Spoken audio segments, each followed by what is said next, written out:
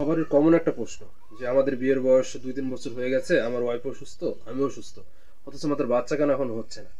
এই বিষয়টা হতে পারে সামান্য একটা ভুল। সে ভুলটা কি? হয়তো আপনাদের মেলামেশাতে কোথাও ভুল রয়ে গেছে। এখন বলবেন মেলামেশা আবার কিভাবে ভুল হয়? হ্যাঁ, অনেকভাবে মেলামেশায় ভুল হতে পারে। যখন দুজনেই সুস্থ থাকে অথচ বিয়ের বয়স একাধিক বছর হয়ে যায়, 2 বছর 5 বছর হয়ে যায়, অথচ এরপরও কনসিভ করে না, সেক্ষেত্রে মেলামেশার ভুল ত্রুটির কারণে হয়ে থাকে।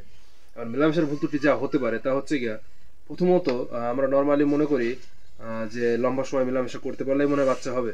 ব্যাপারটা এরকম না। লম্বা সময় মেলামেশা করার কারণে বাচ্চা হবে নাকি আপনি 1 মিনিট বা 2 মিনিট মেলামেশা করলেন সেই কারণে বাচ্চা হবে, সেটা নির্ভর করে আপনার কৌশলের উপরে এবং আপনি কখন সঠিক সময়ে বীর্যটা সঠিক জায়গাতে ছাড়তে পারছেন কিনা সেটার উপরে। যেমন অনেক ক্ষেত্রে কি হয় দেখুন, যখন নর্মালি আমরা মেলামেশা করি, যখন লম্বা সময় মেলামেশা করি তখন কি হয়, অনেক বেশি সময় মেলামেশা করার কারণে লিঙ্গটা আস্তে আস্তে ছোট হয়ে আসে। এরপরে যখন লিঙ্গ ছোট হয়ে আসলো, এরপরে আপনি আর বীর্য বাইর হওয়ার সময় হলো, ইজাকুলেশন আপনি করে দিলেন, এবার জ্বরের মুখের কাছে আপনি ইজাকুলেশন করলেন। তাহলে কি হলো? একে তো আপনার লিঙ্গ ছোট হয়ে গেছে, এবং আপনি যখন বীর্যপাত করলেন তখন সেটা জ্বরের মুখের কাছে করলেন, এবং বীর্যপাত করার সাথে সাথেই আপনার কাজ শেষ, আপনি এমনি উঠে পড়লেন।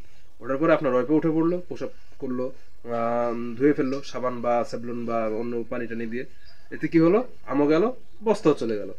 বিষয়টা হচ্ছে ওইখানেই ভুল। ভুলটা হচ্ছে গিয়ে আপনি 1 মিনিট করেন বা 10 মিনিট করেন, আপনি বীর্যটা ছাড়বেন কখন? যখন আপনার লিঙ্গ এবং লিঙ্গটা সর্বোচ্চ আহ, বড় সাইজে থাকবে আর কি। সেই অবস্থাতে আপনি যখন বীর্যটা ছাড়বেন, তখন আপনার লিঙ্গটা স্ত্রীর যৌনাঙ্গের যতটা গভীরে সম্ভব প্রবেশ করাবেন। প্রবেশ করানোর পরে লিঙ্গ ছোট হওয়ার আগেই স্ত্রীর যৌনাঙ্গের যতটা গভীরে লিঙ্গটা প্রবেশ করে বীর্যটা আপনি ছাড়বেন। ছাড়ার পরে আপনি উঠবেন না, ওই অবস্থায় মিলিতভাবে আপনারা কমপক্ষে 5-7 মিনিট মিলিত অবস্থায় থাকবেন। এরপরে যখন আপনি উঠবেন, আপনার স্ত্রী কমপক্ষে 1 থেকে 2 ঘন্টা শোয়া অবস্থাতেই থাকবে। সেও উঠবে না, দাঁড়াবে না বা প্রসাব করবে না।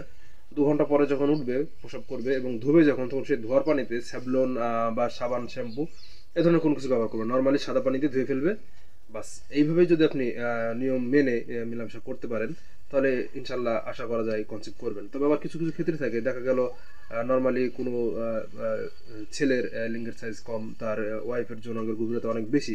সেক্ষেত্রে কি হবে? সেক্ষেত্রে আপনারা মাজার নিচে একটা বালিশ ব্যবহার করতে পারেন। যদি মাজার নিচে বালিশটা ব্যবহার করেন, তাহলে আপনি গভীরে লিঙ্গটা প্রবেশ করাতে পারবেন।